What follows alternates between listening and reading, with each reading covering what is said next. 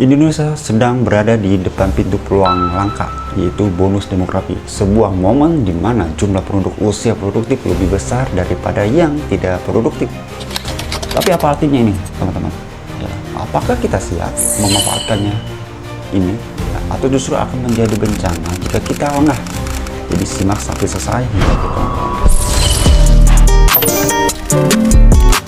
Pada tahun 1970, Indonesia seperti punya pasukan kecil yang harus menanggung beban berat.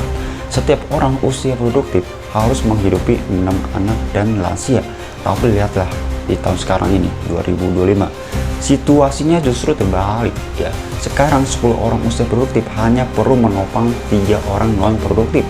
Ini seperti mendapatkan pasukan bahan bakar gratis ya, kayak seakan-akan cuma-cuma ya, untuk melesatkan ekonomi. Tapi tunggu nih teman-teman, ini bukan cuma soal angka aja nih ya, ini tentang kesempatan yang tak akan terulang lagi ya, bahkan sangat jarang banget terulangnya.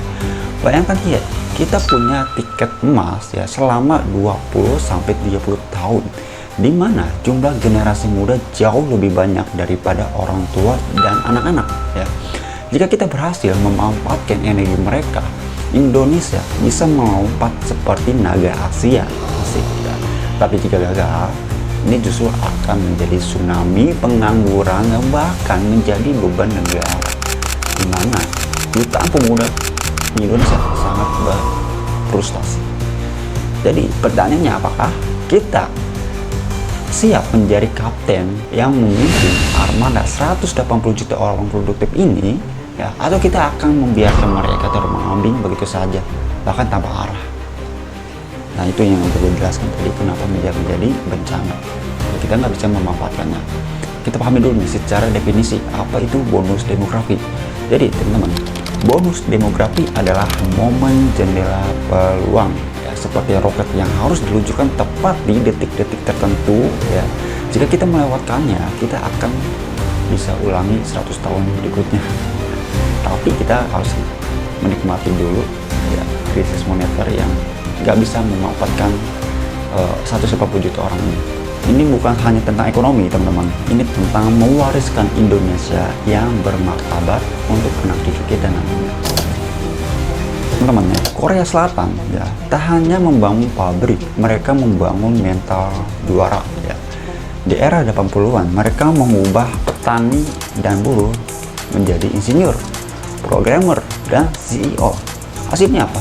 Dari negara miskin pasca perang, mereka justru melesat ya, jadi raksasa teknologi dengan merek seperti Samsung dan Hyundai yang bahkan mendunia banget. Sementara itu Singapura yang tak punya sumber daya alam seperti kita nih yang banyak, yang melimpah banget ya, fokus pada SDM unggulnya aja nih mereka. Mereka impor guru terbaik, bangun kampus dunia, dan ciptakan ekosistem bisnis yang menarik investor secara global. Hasilnya apa? GDP per kapita mereka kini lebih tinggi bahkan dari Amerika Serikat. Wah, luar biasa banget ya Singapura. Nah teman-teman, kita lihat nih di sisi di negara seperti Brasil dan Filipina, di puncak bonus demografi mereka abai pada pendidikan dan lapangan kerja. Alih-alih apa? Alih-alih jadi kekuatan ekonomi, satu dari 4 pemuda Filipina jadi TKI ke luar negeri. Brazil, pengangguran muda sangat meroket, memicu kriminalitas dan kerusuhan sosial ada di mana-mana. Bonus demografi yang tak dikelola dengan baik, sebuah mimpi yang menjadi mimpi buruk. Nah teman-teman ya, bagaimana dengan Indonesia? Kita punya kelebihan ya, dari SDM kita harus bisa memanfaatkan, dari sumber daya alam juga kita harus bisa memanfaatkan banget ya, yang tadi miliki mereka ya kan ya, seperti pasar domestik, raksasa, dan semangat gotong royong. Tapi semua itu tidak cukup sih teman-teman ya. Pertanyaannya, apakah kita menjadi Korea Selatan kedua ya, yang mengekspor inovasi ke dunia, atau hanya jadi penonton yang mengirimkan tenaga kerja murah ke negara lain? Apa sekarang lagi nggak tren kabur aja dulu? Aduh, ngeri banget ya tanda-tandanya. Jadi jawabannya ada di tangan kita masing-masing hari ini ya, bukan besok. Nah tapi teman-teman, di Indonesia kayaknya ada potensi nih ya. Lihat nih pada Gojek dan Tokopedia. Dua startup ini yang lahir dari tangan anak muda Indonesia kini jadi raksasa teknologi yang bernilai miliaran dolar. Ini bukti bahwa inovasi bukan hanya mimpi tapi nyata ya teman-teman. Setiap hari ribuan pemuda seperti mereka mengobrak-abrik dunia dengan ide-ide segar dari fintech hingga energi terbarukan ya. Apalagi sekarang udah ada ngetren itu QRIS ya kan ya. Di sektor pertanian, petani muda mulai gunakan drone dan IoT untuk meningkatkan panen. Hasilnya apa teman-teman? Desa tak lagi identik dengan kemiskinan, tapi juga pada pusat ekonomi yang kreatif. Asik. Lalu lihat pada pasar kita, 180 juta usia produktif, artinya 180 juta konsumen yang haus akan pendidikan gadget hingga gaya hidup sehat. Ini pasar terbesar di Asia Tenggara teman-teman. Jika UMKM naik kelas dengan go digital, bayangkan gelombang kekuatan ekonomi yang tercipta seperti tsunami kemakmuran yang menyapu ketergantungan pada impor. Dan berhenti di situ teman-teman. Dengan penduduk kita sama roket, Indonesia aku yakin bisa jadi raksasa manufaktur dunia. Bayangkan baterai mobil listrik dari nikel Sulawesi, produk fashion Bali diekspor ke Paris, atau software engineering Bali jadi rebutan perusahaan di Silicon Valley. Ini bukan khayalan teman-teman, ini masa depan yang bisa kita raih ya, yang bisa kita capai asalkan kita berani berinvestasi hari ini bukan besok.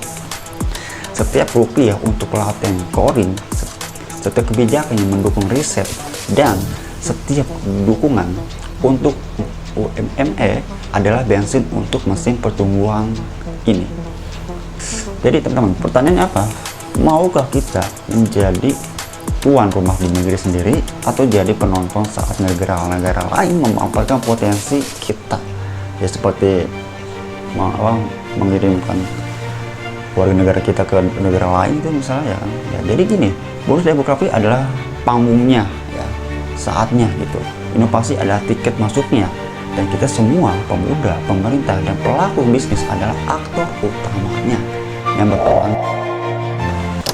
Lihatlah anten panjang ini, ribuan anak muda berpendidikan tapi menganggur karena skill mereka tak sesuai dengan kebutuhan industri. Seorang sarjana fresh graduate ya melamar kerja 50 kali, ditolak itu semuanya. Saya bisa apa katanya? Ini bukan sekedar angka, ini potret kegagalan sistem yang harus kita benahi, yang harus kita perbaiki gitu. Lalu infrastruktur kita, jalan macet 5 jam sehari, internet di pelosok lebih lambat dari kura-kura, bahkan dari keong itu. Bagaimana bisa generasi Z ini bersaing di era digital jika listrik saja masih darpet? Ya, bandingkan dengan Vietnam, dalam 10 tahun mereka bangun 1000 km jalan tol dan 5000 sekolah coding. Kita apa? Masih sibuk berdebat soal proyek mangkrak, masih sibuk hal-hal yang mistis, masih sibuk ngomongin orang.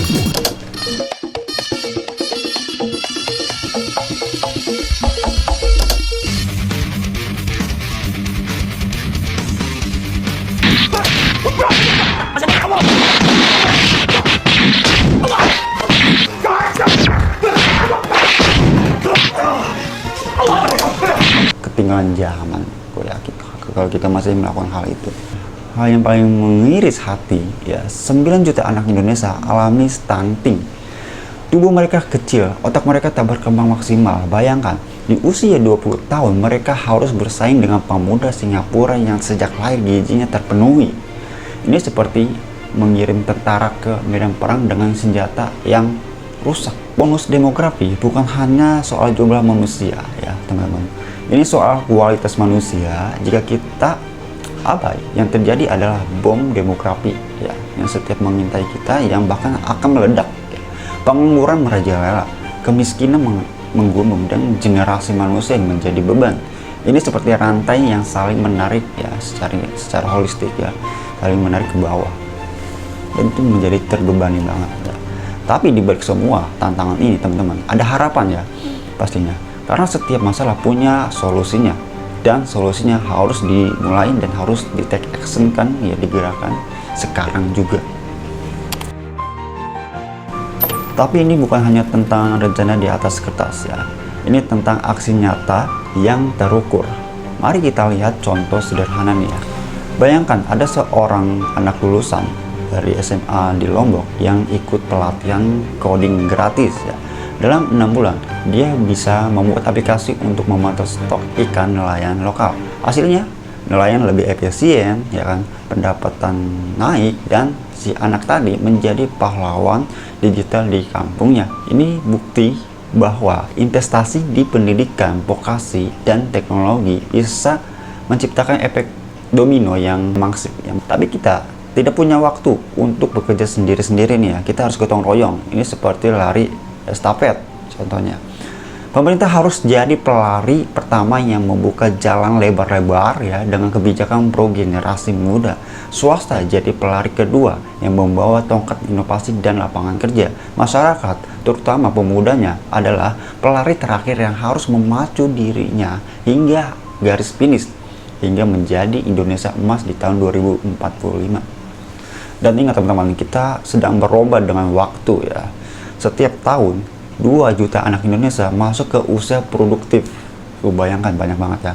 Jika kita terlambat menyiapkan lapangan kerja dan keterampilan mereka, kita hanya akan menjadi penonton lagi masa di negara sendiri. Bahkan kepada pemerintah, jangan hanya membangun jalanan doang ya, tapi juga bangun SDM yang bisa mengendarai mobil listrik di jalan itu. Kepada perusahaan, jangan cari tenaga kerja yang murah, tapi ciptakan ekosistem di mana anak muda bisa menjadi pembuat keputusan yang tepat ya. Dan kepada kita semua, ya, masuk di dua sendiri ya, ini bukan waktunya saling menyalahkan di dengan zaman itu ya. Ini waktunya menggenggam peluang yang tak akan terulang lagi. Bonus demografi bukan jaminan sukses ya teman-teman. Jadi gua ingatkan, ini adalah sebuah kesempatan atau golden ticket yang terakhir gitu kita untuk keluar dari jebakan negara yang berkembang. Setiap detik ya berharga teman-teman ya. Kepada pemuda, jadilah ahli di bidang kalian ya, berani berinovasi dan jangan takut bersaing secara global ya. Kita jangan cuma bersaing secara lokal, tapi harus bersaing secara global ya. Kepada semua pihak, stop berdebat ya, mulai berkolaborasi. Jika kita bergerak sekarang, 2045 bukan sekedar mimpi, tapi bahkan Indonesia akan menjadi emas ya, yang ada di tangan kita sendiri ya. Oke, untuk video kali ini semoga bermanfaat ya. Sampai ketemu di video selanjutnya.